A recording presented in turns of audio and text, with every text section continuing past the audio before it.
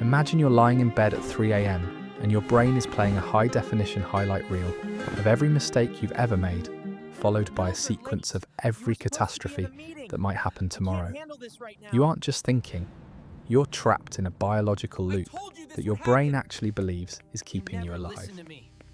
But here's the terrifying truth: your mind has evolved to prioritize survival over your happiness, effectively turning your most powerful cognitive tool into your greatest psychological enemy. What if I told you that trying to relax is actually the worst thing you can do when your mind is racing? There is a specific hidden psychological trigger that acts like a kill switch for this mental noise, a switch most people spend their entire lives failing to find. In the next few minutes, we're going to dismantle the dark architecture of chronic overthinking and reveal the exact biological reason why your brain is hardwired to keep you anxious. If you don't learn how to disrupt this cycle right now, you aren't just losing sleep, you are physically reshaping your brain to reject peace forever.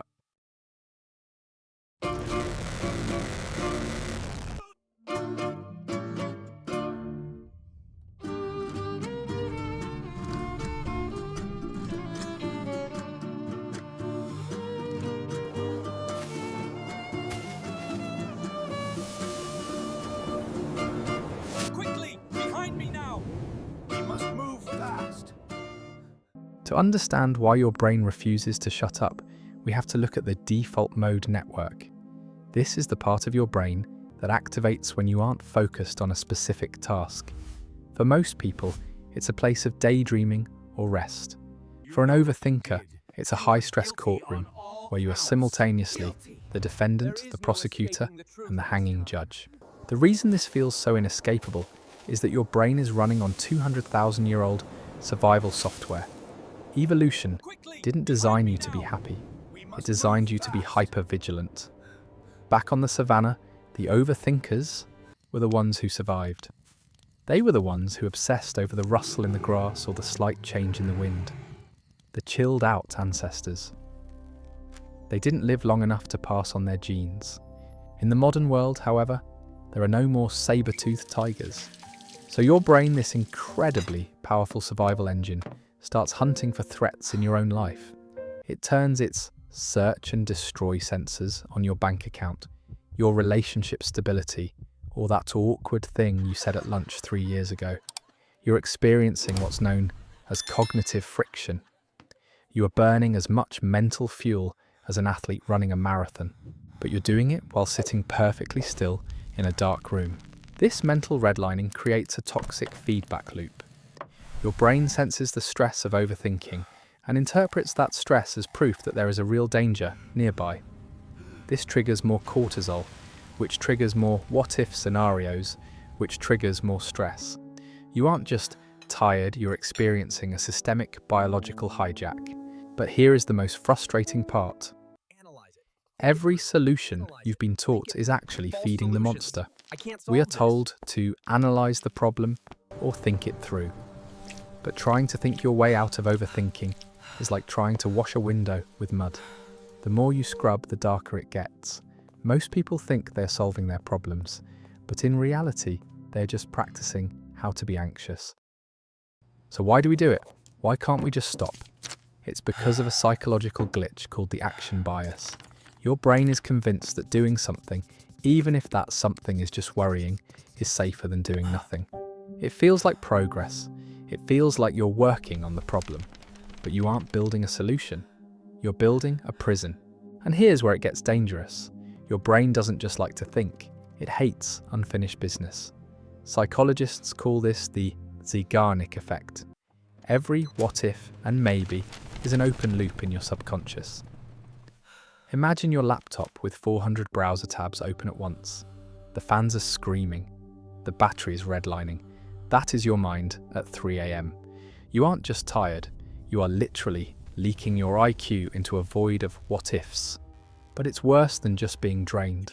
Chronic overthinking actually shrinks the prefrontal cortex, the part of your brain responsible for logic, and enlarges the amygdala, your fear center. You are physically rewiring yourself to be a professional victim of your own imagination. You're becoming an elite athlete of anxiety. So if thinking it through is the poison, what is the antidote? Most people try to use sheer willpower. They scream at themselves to just stop. But have you ever tried to push a beach ball underwater? The harder you push, the more violently it pops back up. This is thought suppression, and it's the fastest way to trigger a total mental burnout. The breakthrough isn't in stopping the thoughts. It's in changing your relationship to them. There is a hidden mechanism in your brain called metacognition, thinking about thinking. It's the difference between being a character in a movie and being the person sitting in the theatre watching the screen. Most people are stuck in the movie, feeling every punch and every explosion. They don't realise they've had the remote control in their hand the entire time. But there's a catch. You can't just flip the switch by wishing for it. You have to trigger a pattern interrupt. And there is one specific 5-second physiological trick that forces your brain to exit the loop instantly. The kill switch you've been searching for isn't a deeper thought, it's a physical exit.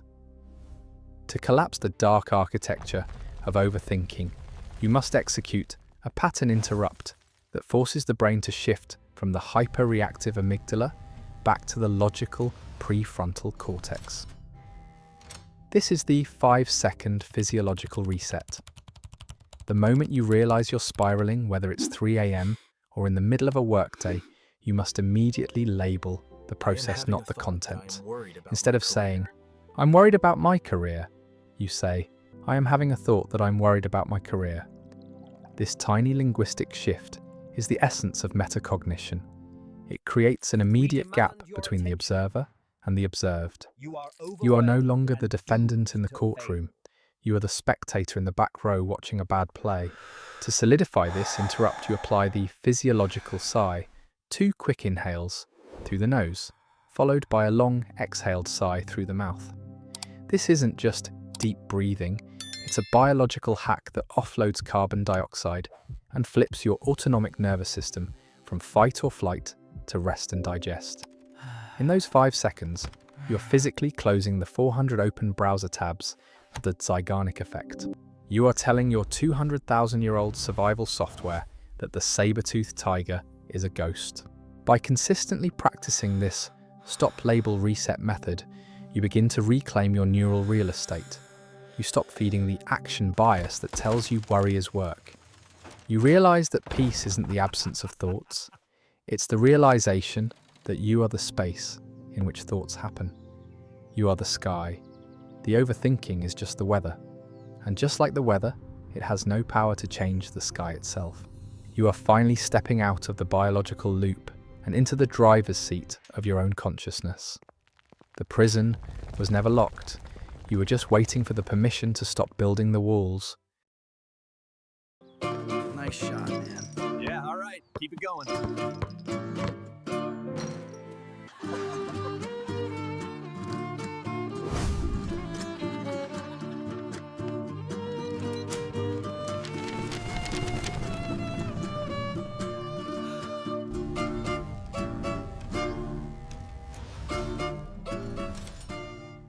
Now that you hold the kill switch, the walls of that mental prison have already begun to thin. But remember, your 200,000-year-old brain is a creature of habit, and it will try to rebuild those walls the moment you look away. Reclaiming your neural real estate isn't a one-time event, it's a continuous system of biological upgrades. By choosing to join this community, you are installing a permanent firewall against the dark architecture of chronic anxiety. You are ensuring that every week you receive the specific cognitive protocols needed to keep your default mode network from turning back into a courtroom. Don't let this insight become another open loop in your subconscious. Close the cycle now by securing your access to the blueprints that turn psychological noise into absolute clarity.